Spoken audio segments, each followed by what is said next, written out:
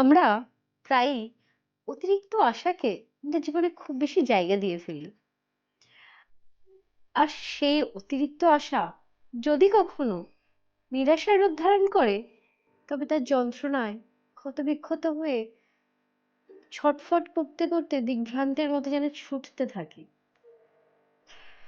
অতিরিক্ত আশা বা চাওয়া কোনটি ভুল নয়, তবে অতিরিক্ত ভালোর সাথে যে অতিরিক্ত খারাপটিও আসে, তার জন্য আমরা মানসিকভাবে প্রস্তুত থাকি না।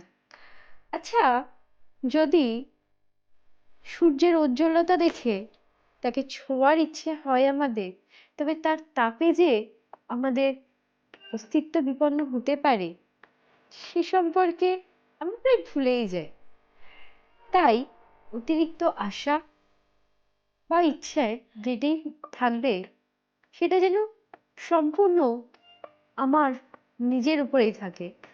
কারণ যখন আমার ইচ্ছে পূরণের দায়িত্ব আমার থাকবে, তবে তার পরিশ্রম করার সীমা এবং তার সহ্য করার সীমা দুটোই আমার হাতে থাকবে, তাই না? নমস্কার।